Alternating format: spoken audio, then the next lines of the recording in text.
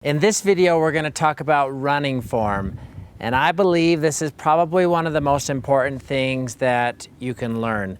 I think you should know, first of all, humans in and of themselves, we are all born to run. Each one of us is born to run, but somewhere along the line, we stop running correctly. If you watch a kid run, if you watch a kid sprint down a hill, that's exactly how we should be running. First of all, my first tip for you is to film yourself running. I think you'll be surprised at some of the inefficiencies and some of the weird things you're doing when you're running.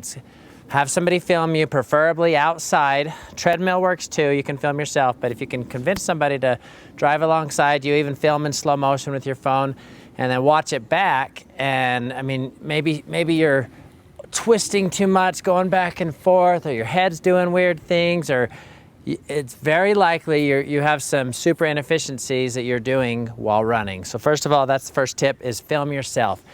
So when I first started running, you probably heard the story, but I was having trouble with my knees. I ran a little bit in high school. I ran when I was young, but I wanted to do a marathon, and my knees just kept hurting. And I went to the store to buy a knee brace. Instead of selling me a knee brace, they taught me some things. So I bought some books. First of all, Born to Run.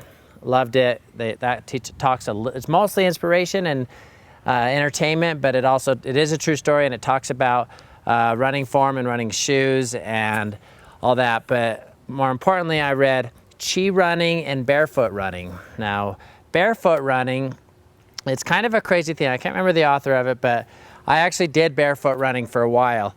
And barefoot runners, they step on the forefront of their foot, the forefoot, the very front, almost like you would do in a sprint. You're almost on your tippy toes when you're running barefoot.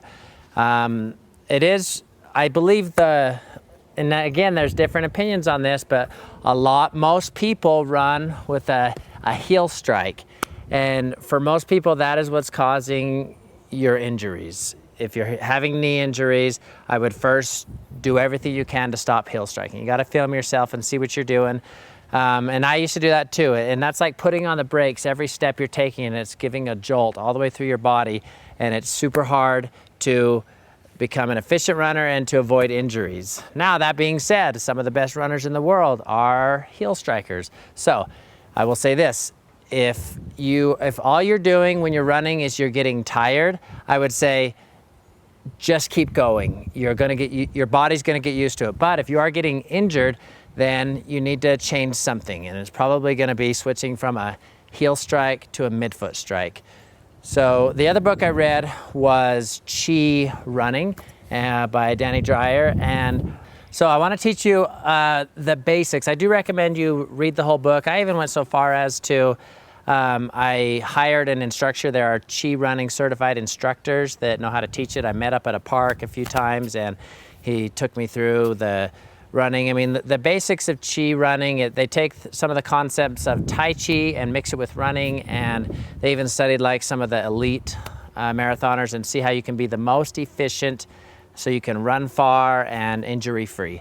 So that's the concept of it, but it's basically finding balance in your body and not wasting any energy. So the very first step is you want to have good posture when you're running. When you're slouched over, when you're getting tired, it puts strain on your lower back.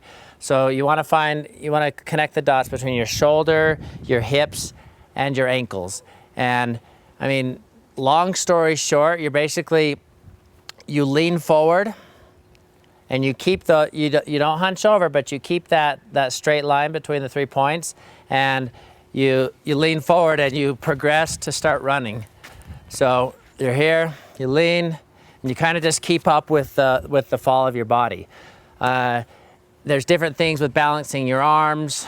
When you're running down a hill, you don't lean back because that forces you to do a heel strike. You move your arms back more, and when you're going up a hill, you kind of put your arms up forward more. But no matter which way you're going, you're keeping aligned in your body. So there's a whole book written about it. There's so much to know, but good posture, engaged core, lean forward, and keep up with your lean. One other thing that the book really stresses is working on your running cadence. or your stride, the timing of your stride. And to do this, they recommend running with a metronome, and you want to be running between 80, 90 strides per minute, and that's from right foot to right foot. There's an app on the iPhone. It's called Metronome, and the very interesting thing about it is no matter how fast you're running, you're supposed to keep the same cadence or the same stride rate. So how do you do that, you might ask? Basically, when you're running slow, it's smaller steps, but small, quick steps, and it helps you to be super efficient. So backing up, the only way to run, there's two ways to run faster. Increase your stride length, increase your stride rate. So in Chi running, it is recommended to only increase your stride length. So you always keep the same cadence no matter how fast you're running. So this is 85 beats per minute. So if you can hear it, I'm gonna take little steps, and then no matter how fast I go, I can go completely faster, even to like 6 minute mile, and I'm still keeping that same cadence. And I don't run with a metronome anymore, but it was interesting that, and like I said, this is just a quick Cliff Notes version of Chi running.